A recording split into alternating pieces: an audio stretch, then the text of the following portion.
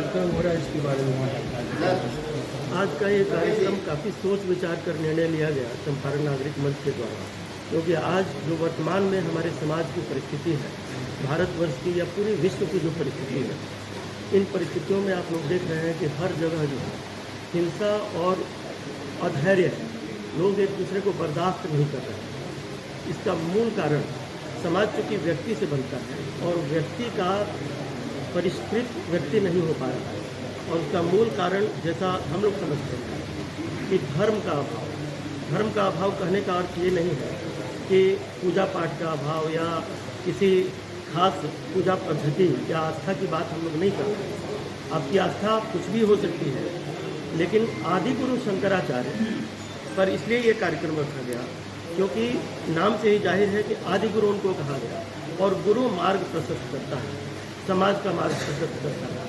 हमारा दुर्भाग्य है कि हम उनको भूल गए हैं, अपने बच्चों को पाठ्यक्रम में आदि गुरु शंकराचार्य के बारे में नहीं पढ़ा रहे हैं, उनके जीवन दर्शन के बारे में नहीं पढ़ा रहे हैं। हम जो है एकमात्र आज की दुनिया जो है वह भौतिक चीज़ों के प्रति बिल्कुल आकर्षित है और पागलपन की हद तक उसको प्राप्त करने की कोशिश कर रही है, बिना ये देखे कि इसकी कितनी सार्थकता है जीवन में। जब तक आप ये करते हैं तब तक आपका जीवन बीत जाता है। और जो धन हम बटोरने में लगे हुए हैं, दो प्रकार का धन बटोरा जा रहा है। एक तो भौतिक धन बटोरा जा रहा है, जिसके चलते ये लोभ, ईर्ष्या, द्वेष पैदा हो रहा है, अहंकार पैदा हो रहा है समाज में, व्यक्ति में तनाव पैदा हो रहा है हर व्यक्ति के अंदर। और यदि व्यक्ति तनावग्रस्त होगा तो निश्चित रूप से समाज तनावग्रस्त होगा और समाज बेहतर नहीं बन पाएगा। हम आने वाली पीढ़ियों को वंचित कर रहे हैं बेहतर शिक्षा से। तो मेरा ये मानना है कि वास्तविक जो शिक्षा है, बोध हो लोगों में, व्यक्तिगत बोध हो, व्यक्ति में बोध हो कि सार्थक क्या है और निरर्थक क्या है। आदि गुरु ने जो अद्वैत वेदांत का सिद्धांत दिया और समाज को एकजुट करने का जो प्रयास किया उन्होंने, 4 मठों को स्थापित करके, आज हमको दिखाई नहीं पड़ता है कि उन मठों का बहुत प्रभाव हो। तो हम कैसे उनके वंशज हैं कि हम उन्हें विस्मृत कर दिए।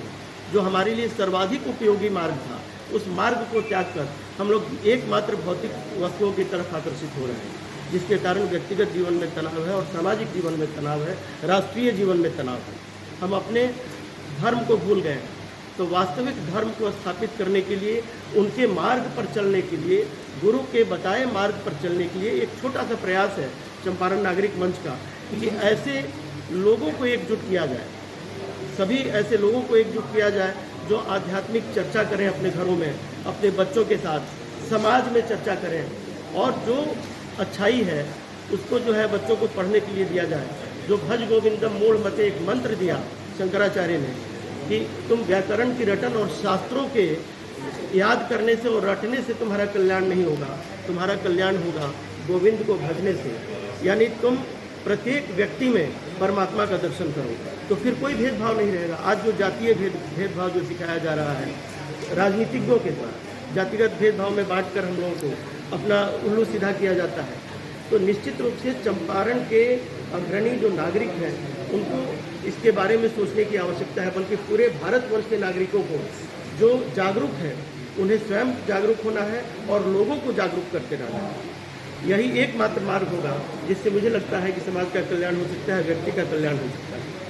इसलिए हमने इसको समाज में हिंसक को भी मार डाल रहे हैं। कैसी हिंसक प्रवृत्ति समाज में क्यों बढ़ गई है? ये इसलिए बढ़ गई है क्योंकि व्यक्ति तनाव में, तनाव किस लिए है? तनाव इसलिए है कि वो अधिक से अधिक कमाना चाहता है, चाहे किसी भी प्रकार से कमाए, योग्यता हासिल नहीं करना चाहता है क्योंकि परिश्रम करना पड़ेगा योग्यता के लिए, और शॉर्टकट मेथड से धन। ग्रह जात पर परिचर्चा का मुख्य उद्देश्य है कि हम अपने पूर्वजों को भूलते जा रहे हैं और उनके द्वारा बताए गए रास्ते से भटक गए। इसीलिए आदि शंकराचार्य के बारे में समाज को जानने की जरूरत है। हमारी आने वाली पीढ़ी उनके बारे में अनभिज्ञ है।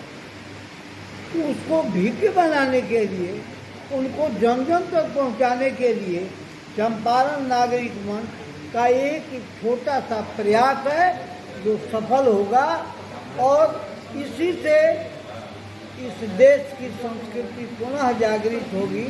यही हम लोगों का उद्देश्य। आज आप विज्ञापन की दुनिया में आज हम लोग जी रहे हैं।